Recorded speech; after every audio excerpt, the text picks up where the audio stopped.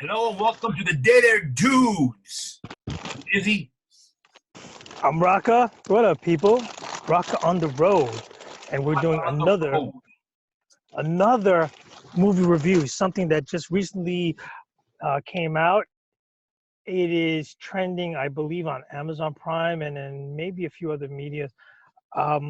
We are doing a review of A Promising Young Woman. Yeah, the 2020 film. I guess it's still out in the theaters. I'm pretty sure. Directed by Emerald Fennell, starring Carey Mulligan, Bo Burnham, Alison Brie, Laverne Cox, and other guest stars. Which you'll see. You'll see. Spoilers abound. Get ready. Spoilers abound. And as always, please like, subscribe, comment on this video. Let us know if you like all these reviews. And know what we should review next. All right. Now, taking it from the top, Rocket, take it away. I first want to say this is not vodka, but I will say this: I had not the highest expectations in viewing this movie, and I came away with it absolutely in reverse and going the other direction. I'm raving about this movie. The quick plot line, again with spoilers abound. We have our main actress. Oh, what's her name? Cassie, played by Carey Mulligan. Cassie. That's right, Cassie and Nina. So Cassie, brain fart, sorry. Maybe this should be vodka. So Cassie is a 30-something, or she's just turning 30. Attractive young woman, but that's not your introduction to her. She's drunk. She's drunk out of her mind. She's in a club. 3 guys, business suits on the other side. They're looking at her. They're stalking. They're talking about a yak, about us. Somebody should take her. Drunk. She is staggeredly laid out. Imagine 40-year-old virgin. She is gone, man. She blitzed, obliterated. So the quote-unquote nice guy, goes up to her. Yeah, the quote-unquote nice guy goes up to her, does his thing. Hey, where you at? Where's your phone? Where do you live? You're a mess. You should be taken care of. Let's get you home. They're in the Uber. He changes address and tells her, take him back to my place. The Uber guy looks with the suspicion over there. Even the fucking Uber guy, freaking knows what's up. All right. Yeah, he's playing his game, and whatever. Again, this is a movie. The recurring theme is whether you're passively saying whatever or you're actively trying to get with a drunk girl and take advantage of her. This is a no-no. So they'll go back to his place. He's trying to get her even more drunk, offering her drinks, gets into the bedroom, starts licking her, kissing her. He's going to do his thing, whether she's conscious or not. And all of a sudden she sits up. What are you doing? And he is fucked in the way that should be. So not only he first, she goes, "What are you doing?" And then she stone sober. Pop. The next second, what are you doing? Total clarity. What are you doing? And he's like, "Oh, what the hell?" So as you see through the movie, and I'm going to just make this quick without giving all the details, she is scarred. She has a best friend, Nina. They went to med school together. Something happened. And I love how the director puts this, that does not give you everything in the beginning, gives you crumbles. She gives you crumbles here and there, but enticing crumbles. What happened? You get what happened without all the gory details, which is a wonderful job in that she did his entire movie. You get everything without actually being seen. Everything you get, exactly. Even at the moment where you find out what happened, you still don't see because you don't need to see because it's so terrible. Well, this is the mastery of a great movie, where you don't even know what happens to the first guy, this nice guy in the movie. You assume she screws him, she kills him, whatever. She's walking out. The next scene, she's walking out. It looks like blood dripping from her hands, and she's eating a hot dog or a hamburger or something. It looks like she She did went all Dexter on him. Yeah, and the beauty is that she has like this book. She goes under her bed, she takes out the book, and she has like like fucking the slashes, like 5, boom, 1, 2, 3, 4, and then somewhere in blue and somewhere in red. You're like, oh shit, are the red ink? At least I'm thinking, are the red ink she one she killed? You don't know. Right. You don't know that. Again, a lot of misdirection, and it's so perfectly done. The camera work is exquisite. I mind you, the score and the music and The music was perfect fantastic. for the I mean, it's the movie. right That whole room. poppy type thing. I mean, even to the point where they actually play Britney Spears several times, and at the climactic scene, they actually have a awesome rendition, the violin of "Toxic" by Britney Spears, which is awesome, creepy, and it works. So she goes. Oh, yeah. She goes, and she's been doing this for a while now, because it doesn't specify how old she is in the sense of how long it's been since med school, since she dropped out of med school. And she's been doing this every weekend. And when she's still living at home with her parents, so she's working in a crappy coffee shop. And yeah, I mean, to the end goal is to get all these guys to basically get revenge. But Yes, it's a revenge movie. then she runs into Ryan, who Raka Went to med school. Ryan went to med school with her. Ryan became a pediatrician, pediatric surgeon, and Ryan is caught up with her, and Ryan always liked her back then. always like, and they all were in the same circles. In a ironic way, her revenge directive went full circle because now Ryan comes back. Ryan's part of the medical school crew. Ryan was part of what happened to her best friend Nina, and so she reluctantly, but well played, goes along with a slow relationship with him. Meanwhile, she's working him to get information, and the way she goes about getting information, blackmailing people, setting people up. She meets up with a female from that crew, a female who apparently went along with everything and hush to everything, and she kept a video of the night that happened to her friend Nina, whatever happened. Let me ask you a question. Now, do you really think that it was only she was playing along with him, or she actually had?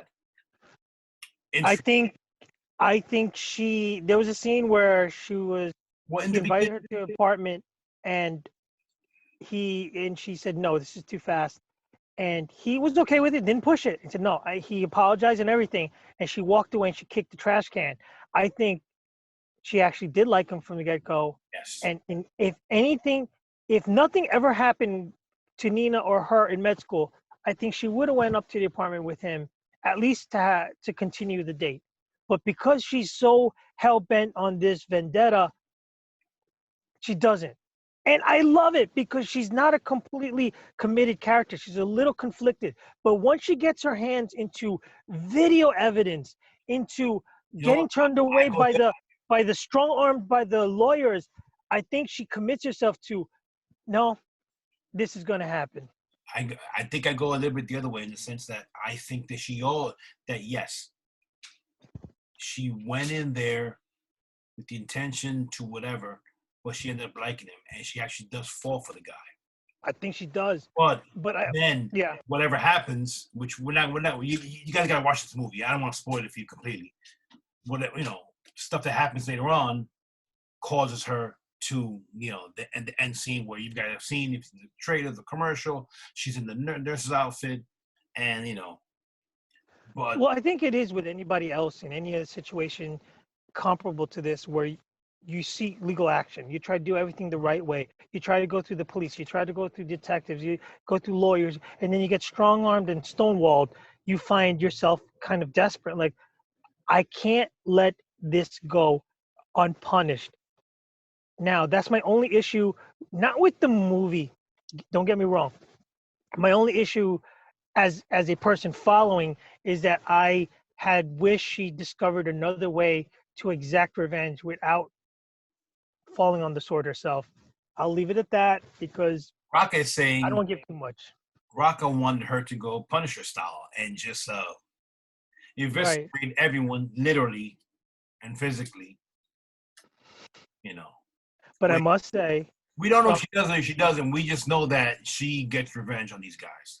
from a theatrical point of view, the way it ended was brilliant.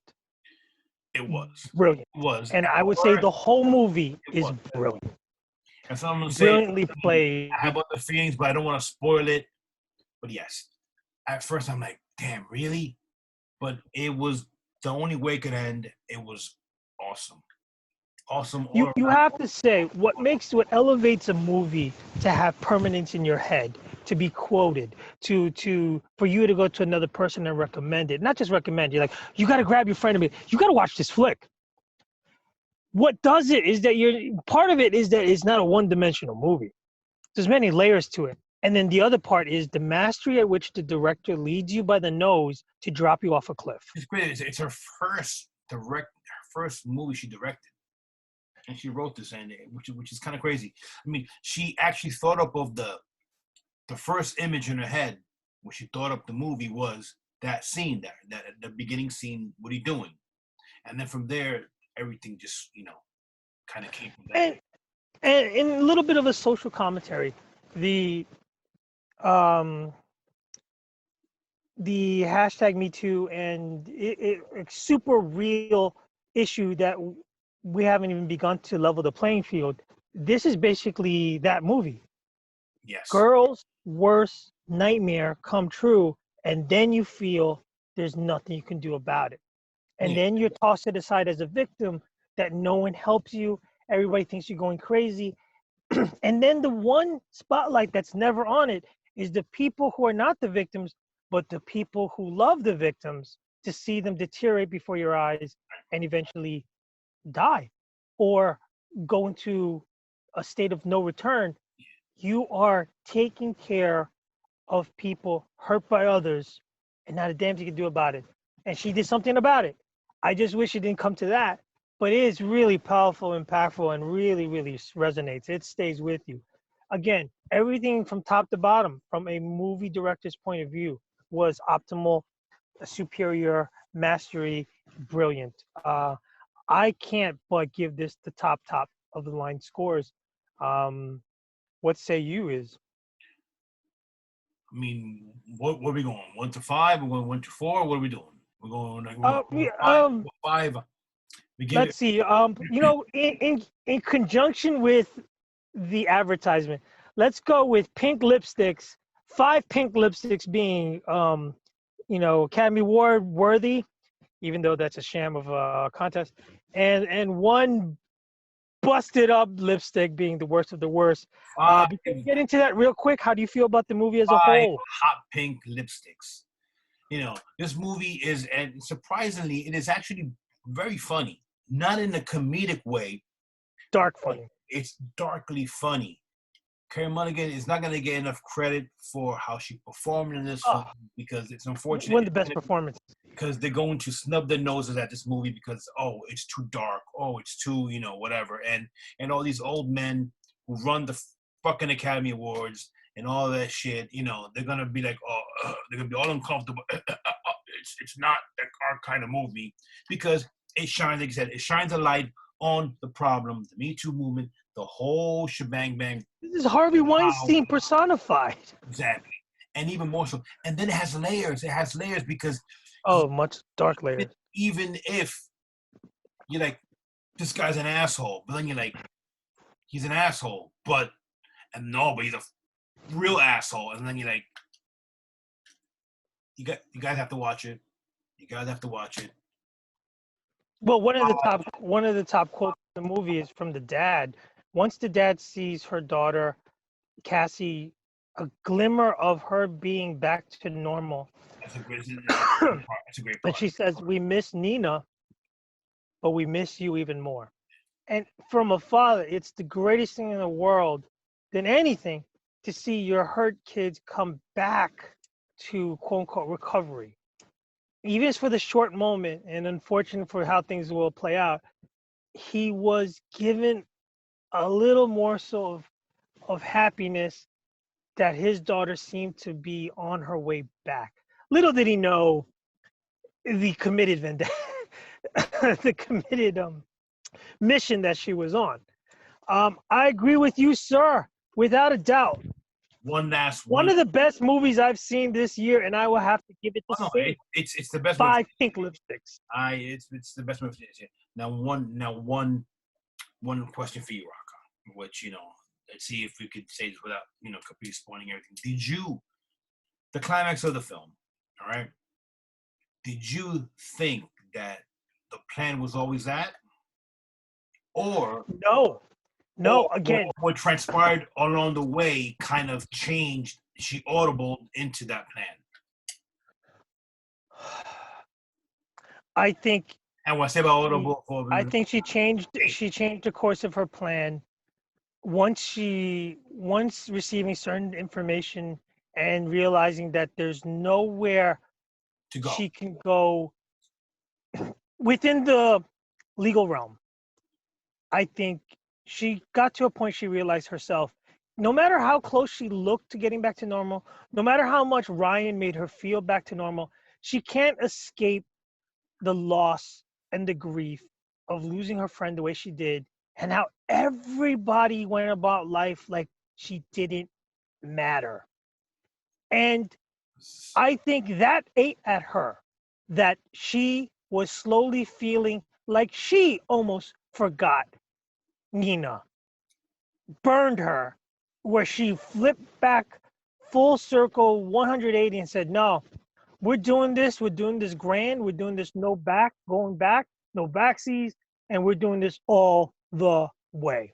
And I think that's where she made, and again, nothing is showing us this. I'm all inferring this from the actions and the way the scenes are played out. I mean, again, more to the brilliance, a testament to the brilliance of the movie. It's so satisfying. I mean, when obviously revenge movie. I mean, it's not a spoiler. They get theirs, but it's so satisfying when it goes down. It's like, and you watch it. You're like, oh. Yeah, and I'll say this in closing remarks. I think after seeing how it all plays out, I think I agree. There was no other way that this can go for her self-fulfillment of what she can live with and what she can't live with. And I'll leave it at that. And again, dude, out there are dudes and everyone else. Watch this flick. You're going to enjoy it. You'll not regret it. You're going to love it. You're going to love it. Yep. Keep an open mind. Watch this movie, Dead Air Dudes Nation. Please. Thanks for liking and subscribing. Again, 5 highest pink lipsticks for the promising young woman. Watch it now. Don't delay. Save the whales. And thanks for everything. I'm Izzy. I'm Rocker.